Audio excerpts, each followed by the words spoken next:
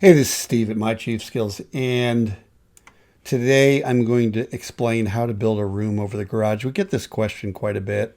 So here I have a little example house with a garage here and there, and then you go upstairs, and we have this area right here, which is this area in this section view. And you can see it's just got ceiling joists, and here's this wall, which we want to be a cheek wall, and if we build in there. So how do you get a room above here? Well, there's a couple ways, and it's really quite simple. I mean, the key to the whole thing is you need to have room definition. So in this case, it's a two-story house, and if you're starting with a one-story and you're remodeling it and you build a second floor, you got to make sure that you create room definition in this area over the garage. So I will show you how. Let's get started, and it's so easy. It only take a few minutes. Thanks.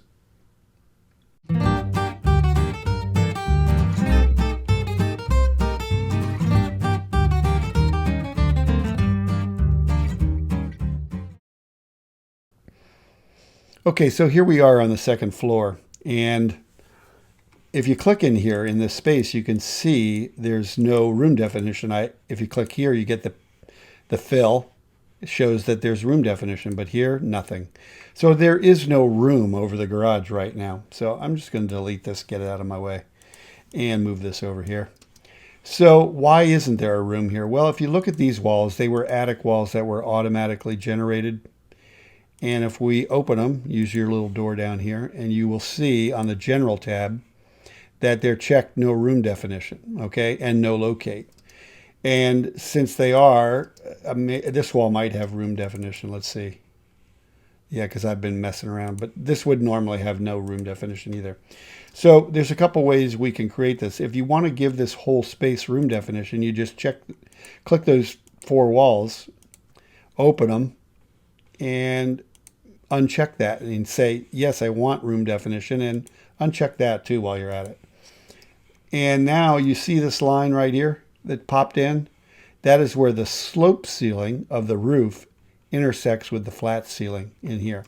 And it's got your default settings for ceiling height. And for me, it's 109 and 1/8. So you have a room, which is your standard room. It's unspecified at the moment, but it'll put a floor in, and it'll put a ceiling in. So if we look here at our section view, now you see we have a floor, and we have a ceiling, and we have a room, basically.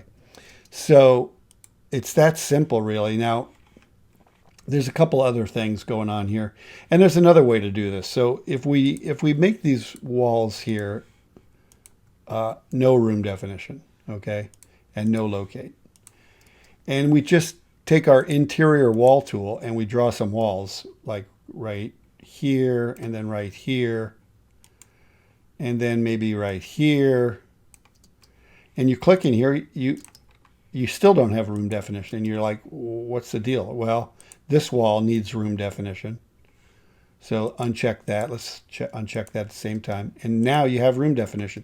As soon as you see these lines pop in, you know you have room definition. And so let us set this to maybe 12 feet wide right here. So let's just do this 12 feet. And then center these two walls, Control G, and center them right here on the window. And clean this little intersection up here, and maybe make this 16 feet or something. And we take a look inside here, you'll see you have basically a room, just like any other room, okay?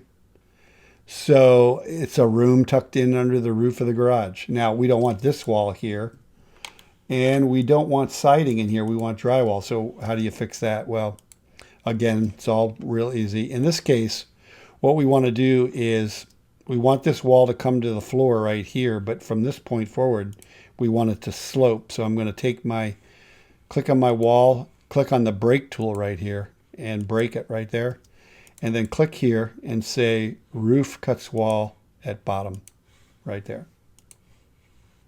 And for these walls, what you need to do is I'm going to break it right here, and I'm going to click on this wall and say on the roof lower wall if split by budding roof. I want it to be an interior 4 and click OK. And also in your display, you can open this, and on your wall type page, you can say, show me the lower wall. And you'll see the drywall right here.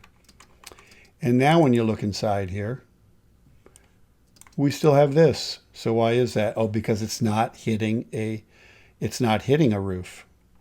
So part of it isn't being abutted by a roof. So what I have to say here is maybe break it right here and just make it an interior 4 wall.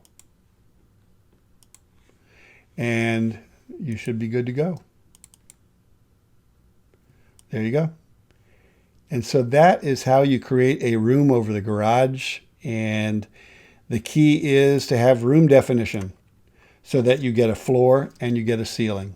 So if we look at our framing, you can see now we have floor joists. Of course, they're not running the direction you'd probably want them. And that's another whole lesson. So, and you may want to make these joists bigger. I think those are 2x10s. I think that's what I specified for this. So you're okay here. And you're good to go. And I hope that helps. And you can see what's happening here. Something in my garage that it's creating maybe I created my terrain on the wrong floor. That could be it. So let me go back here, go down, build terrain. And let's look at our overview here. There we go. So I had built the terrain on the second floor. So anyway, that is a quick lesson on how to build a room over a garage. And the key being, make sure you get room definition. So hope that helps. Thanks for watching. See you next time.